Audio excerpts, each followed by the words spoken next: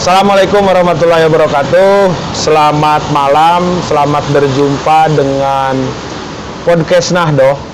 Bahwasannya malam ini kami memulai edisi perdana akan melakukan suatu perbincangan tentang situasi dan kondisi di Kota Tasikmalaya.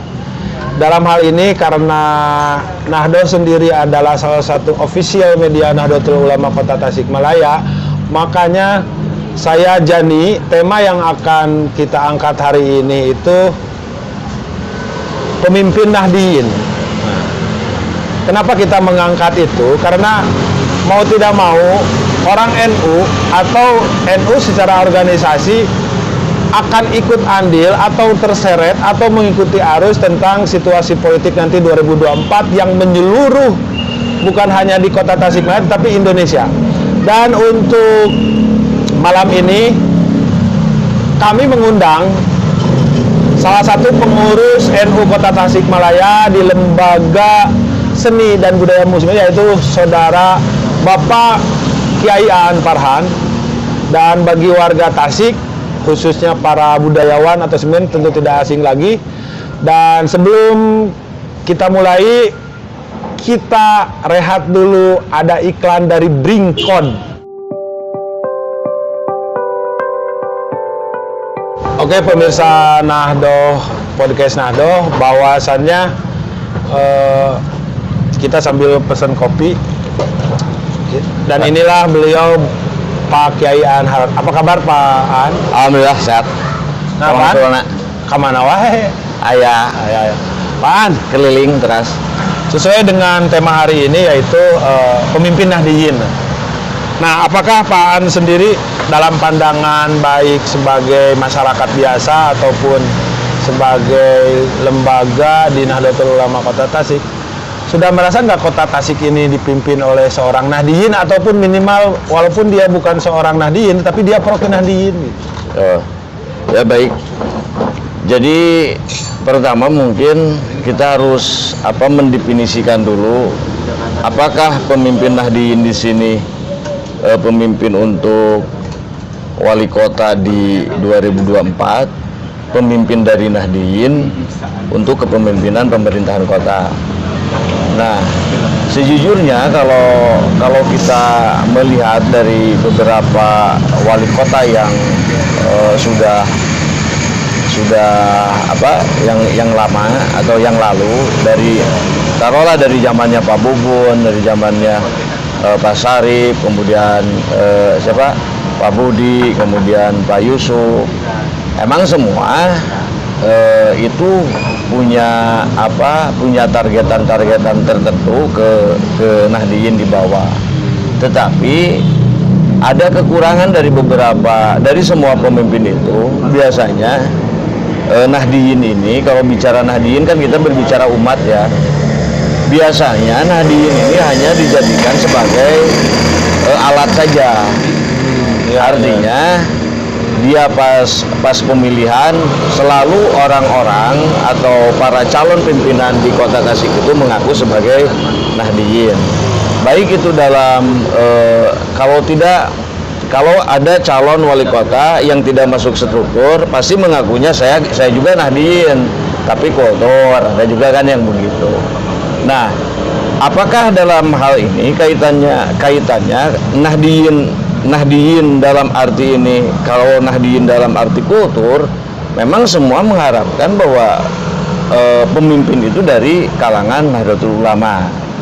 Cuma persoalannya, meskipun NU bukan partai politik, tapi kenapa sih orang-orang atau para calon kandidat wali kota itu selalu seksi melihat NU? Berarti kan ada daya tarik tertentu. Nah, sementara kita pun tidak bisa menggali apa sih daya tarik kita itu. Apakah daya tarik NU itu karena masanya banyak atau karena apa? Sementara dari tahun ke tahun selalu yang dibicarakan, bukan pede ya, selalu yang dibicarakan NU ini akan kemana dan mendukung siapa. Padahal kalau kita lihat di NU kembali ke Hito itu Ya, NU itu bukan partai politik. Tapi ya alhamdulillah berkah mungkin ya, berkah dari para masyayikh, daripada ulama, selama masih ada pilkada pasti NU akan diperhitungkan. Nah, ini juga harus Boleh sambil merokok ya? Boleh. Apakah ini berarti bahwa apakah warga NU dimanfaatkan atau emang para calon berharap ingin mensejahterakan warga NU? Karena harus diakui, jangankan tingkat kota ya, tingkat pusat aja. Hari ini wakil presiden kita. Nah, ini kan penafsirannya, tergantung penafsirannya kita ya, tergantung penafsirannya warga NU. Apakah warga NU ini merasa dimanfaatkan atau tidak? Karena kalau berbicara kesejahteraan, yang saya rasakan ya, kalau berbicara kesejahteraan dari dulu sampai sekarang kan begini-begini aja. Betul. Nah, artinya oke, ketika calon ini menghitung atau memperhitungkan NU, terus apa sih yang akan diberikan oleh calon ini ke NU? Dan itu bukan hanya janji semata.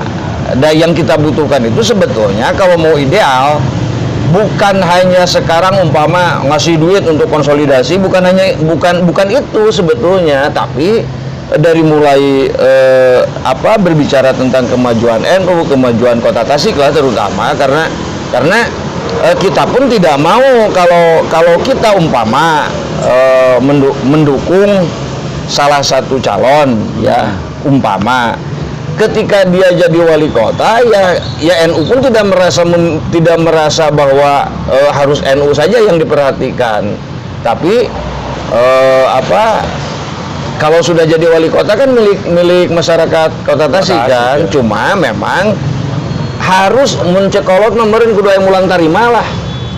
Ketika beliau ini jadi umpamanya siapa, ketika beliau jadi ya mencekolot mah gitu harus kudu aya mulang tarimana gitu. Ulah jangan sampai begini, ketika kita mendukung salah satu calon kemudian sampai jadi umpama jadi wali kota, kita tidak menutup mata ya, karena semua membutuhkan itu. Organisasi mana sih yang tidak perlu dana Pak zaman ini gitu. Nah, sementara kan hari ini kita kan masih terus bukan mengalah ya, narima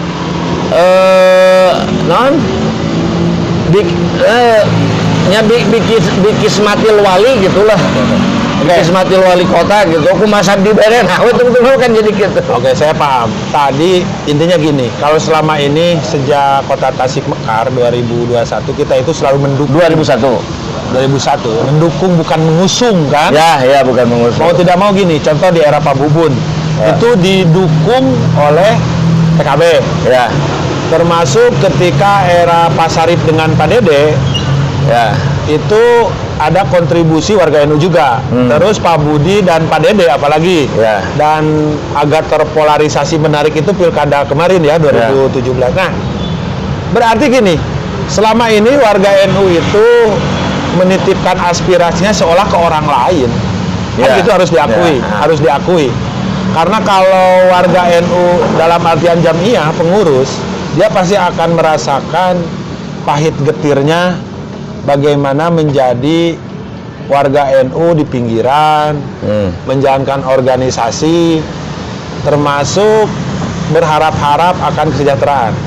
Ada nggak bagaimana kalau sekarang itu ini bener loh, kader NU kudu diusung dah loba diurang ge sebenarnya. Iya. Sepakat nggak kalau itu ada? Sepakat, cuma ada beberapa tahapan ya. Kalau mengusung kita tidak sih ya, tapi kalau untuk mendukung ke salah satu itu bisa sah-sah saja sih sebetulnya. Cuma tetap ada aturan yang harus kita lalui. Taruhlah, dan pasti banyak pro dan kontra juga di bawah ya, terutama ya, karena ya pasti ada ya, sepakat ini tidak sepakat, itu kan sudah biasa. Nah, kalau umpamanya kita semacam ada konvensi ya, konvensi ya semacam itu, kader-kader NU yang mau nyalon. Pertanyaannya ketika kita usung atau kita dukung si A, apakah partai itu akan menerima atau tidak? Ya kan gitu. Ini masih spekulasi kan. Buat teing pas hasil dari NU ini orangnya ini A, B, C. Pas pas nyalamun diasongkeun ka mah ka partai politik, apakah dia akan menerima atau tidak, kan begitu. Berarti caranya oke, kita dukung si A, tentunya harus dengan kemampuan yang benar. Itu kan ada pasti di NU punya kriteria seperti apa sih pemimpin hari ini yang dibutuhkan oleh NU. Ya, sesuai tema kita hari ini kan ya, pemimpin Nahdliyin. Ya. Jadi kita ini ingin mencari, apakah kita mau ke Mawardi, idealnya kan kriteria pemimpin ini seperti ini, atau kita ikhtiar sendiri sesuai dengan kondisi di Kota Tasik. Ya, sepakat. Kalau secara organisasi emang tidak mungkin kan, karena jelas. Tapi secara individual minimal kompak loh, seperti Pilpres kemarin kan. Ya. Boleh dibilang itu 90% warga NU kan mendukung Jokowi Kiai Maruf. Nah, maksudnya nih, tatanan ideal seperti itu biar jelas. Ya. Itu juga bukan tidak mungkin kan, bisa dilakukan. Bisa dilakukan karena ya itu tadi berarti kalau melihat di atas, ya kalau melihat kemarin di Pilpres, berarti yang jadi calonnya itu harus ada di struktur NU kalau begitu. Meskipun pada akhirnya ketika dia jadi, ya konsekuensinya berarti harus mundur dari itu. Gitu. Oke. Emang ada suatu teori ya, dalam demokrasi itu kita harus punya 3 modal kan. 1 kapital, 2 finansial, 3 sosial. Nah, kapital di sini emang kalau dalam kontestan pemilu itu partai politik. Ya. Karena modal utama perahu lah. Finansial ya uang. Nah, ini kita kadang di sini kan. Ya. Nah, sosial kita punya. Bagaimana mayoritas di Kota Tasik warga NU. Nah, Pak, kita sedikit kerucutkan aja. Pemimpin-pemimpin Nahdliyin itu juga banyak yang menyebar di partai politik kan? Ya. Bagaimana itu kan, soalnya kan kepentingan politik juga kan ngikut, sementara warga NU atau pemimpin dari NU kan menyebar. Nah, itu solusinya gimana ya? Ya solusinya kalau mau satu suara, ya itu tadi lah, kita melalui konvensi apa itu, NU akan ke siapa, itu pun kalau diperbolehkan. Tapi kan sekarang lagi-lagi di PBNU kan sudah ada bahkan ada kejadian yang di PCNU mana gitu yang mendukung, terus akhirnya dapat SP dari PBNU. Itu juga kan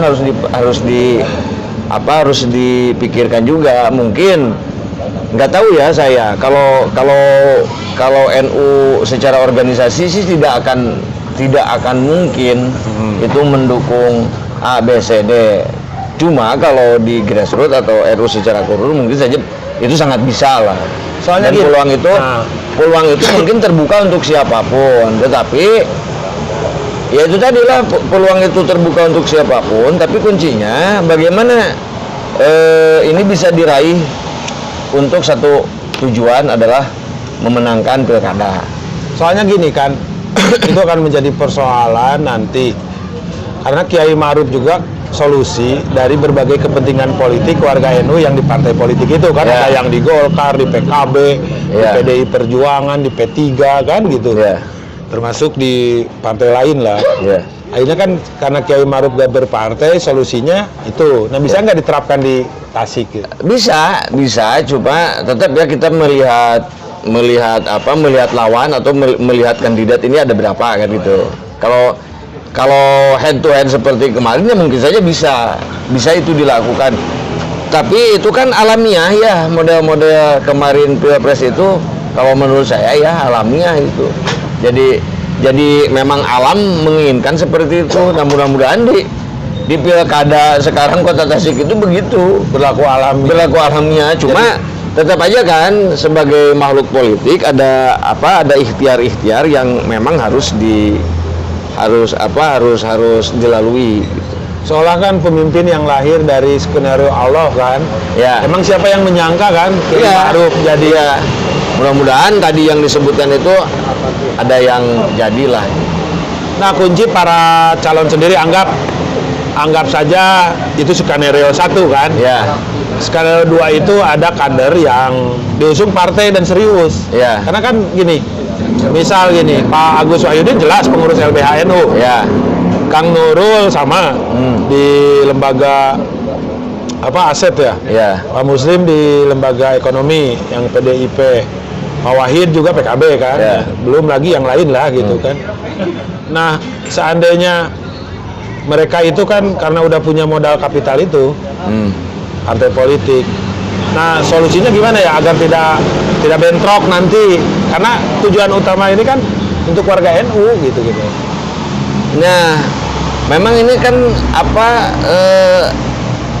gampang-gampang susah ya. Susahnya pertama karena ada komando dari pusat, mungkin saja nanti akan berbeda. Ya. Mungkin saja umpama dari keempat orang itu ini akan mencalonkan, ini dicalonkan semua sama. Nah, solusinya menggabungkan dan itu semua pasti akan minta restu ke NU. Dan tidak mungkin juga kalau ini semua kader NU, tidak mungkin juga NU mendukung ke salah satu. Dalam artian itu pernah terjadi kan dulu ya, bagaimana ketika di nasional wakil presiden itu orang NU semua ya? Iya. Dan siapapun yang jadi kan, Basim Mujadi kan. Tapi memang itu kan bermain cantik ya. Kalau bermain cantik mungkin tahu 3 ya. SBY JK kan ya, jelas dasar. Kalaupun terjadi itu begitu yang nggak ada persoalan. Dan nanti Nahdien ini warga Nahdien ini bisa menilai. Mungkin umpama oh ini Agus Wahyudin nih, yang suka Agus Wahyudin ke Agus Wahyudin gitu, yang ke siapa gitulah gitu. Oke. Nah, kan intinya tetap muara di masyarakat kan. Ya. Kadang masyarakat juga ada ya, walaupun warga NU secara amaliah NU, tapi bisa saja fatsun berbeda.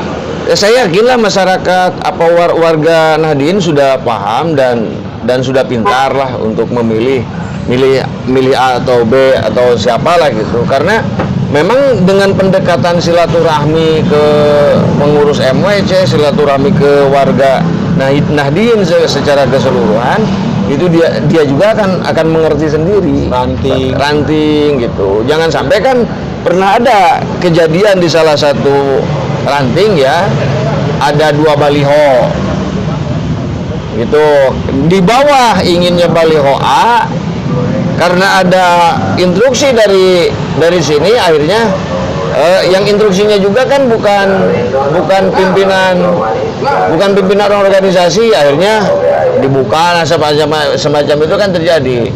Nah, saya harap ya kita harus kalau ini ajang kompetisi ya harus pakai etika juga gitu.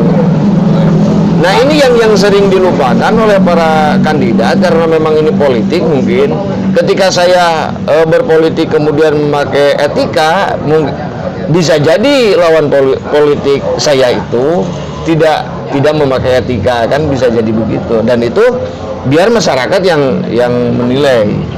Nah, sebagai Les Bumi nih pesan, karena mau tidak mau nih warga NU itu seksi kan ya. Mayoritas terbanyak, dan kalau mau satu suara juga bisa ya. Seperti pilpres lah itu ya. sudah terbukti. Bukan uji coba kan, NU bermain siasa ya. Tapi tidak secara organisasi tapi secara ketokohan. Nah, kiat apa saja untuk mendekati warga NU? Pertama silaturahmi lah. Silaturahmi itu mungkin di NU itu ada beberapa stakeholder ya. Baik itu kita pendekatan silaturahminya ke Kiai Sepuh atau ke Kiai Muda atau ke warga yang lain lah. Itulah karena kultur di NU itu selalu begitu. Dan pendekatan itu yang saya rasa ini sangat meng-up ya. Akan naik lah kalau di Tasik itu pendekatan secara kultur, tapi melalui jaring kiai. Tapi jangan salah, supaya fardu kalaku sunat kalapa, ya silaturahminya itu harus ikhlas. Itu yang ke satu. Yang kedua, karena di kultur di NU itu ziarah itu sudah menjadi budaya. Nah itu salah satu. Ini mungkin memang Gus Dur pernah berbicara begitu kan, kalau yang dimaksud Asmaul A'dham oleh Gus Dur itu yaitu silaturahmi, ziarah, kemudian sholawat. Nah itu mungkin. Dan bagi warga Nahdliyin, pesan untuk warga Nahdliyin, memilih pimpinan itu jangan melihat materi, tapi harus memakai hati, memakai rasa. Biar nanti yang dipilih oleh kita pun nyaahna lah, nyaahna ka warga Nahdliyin teh ku hate deui gitu. Oke. Demikian pemirsa perbincangan malam ini. Terima kasih Kang Aan. Sama-sama. Intinya ada 3 pesan yang saya tangkap. Kalau ingin mendekati warga Nahdliyin, 1 silaturahmi dengan ikhlas ya. Ya ikhlas. Yang kedua ziarah, Biar tidak ngisi kenceleng lah gitu. karena ziarah itu ada bahwa orang soleh itu hidup ya. Iya. Ada energi lain lah. Energi lain. Nah ini kelebihannya NU. Gaib itu menarik. Ya. Dan yang ketiga sholawat. Pokoknya 3 hal itu ya, Ya. Kang Aan ya. Oke. Makanya saya bikin arwah kan. Apa itu? Aliansi Relawan Agus Wahyudin. Jadi untuk malam ini kita cukupkan sekian. Nanti kita undang lagi ya yang lain. Ya, Dengan undang. tema yang sama, yang jelas pemimpin Nahdliyin, dan kita podcastnya ya minimal yang aktif di NU dulu lah. Iya. Nah, bukan berarti mendiskriminasikan kan. Biar kita bedah di sini dan ditonton juga oleh warga NU. Ya. Demikian pemirsa, dan jangan lupa datang terus ke Bringkod ya. Ya. Karena Bringkod ini satu-satunya kafe di Kota Tasikmalaya yang embrionya itu Tapi muncul. sampaikan juga narasumber tidak dikasih amplop gitu. Dan narasumbernya malah ngasih kopi Ya. dari sponsor. Demikian pemirsa, wallahul muwaffiq ila aqwamit thoriq. Wassalamualaikum warahmatullahi wabarakatuh. Terima kasih Pak An. Sama-sama Pak Jadi. Hatur nuhun. Sukses.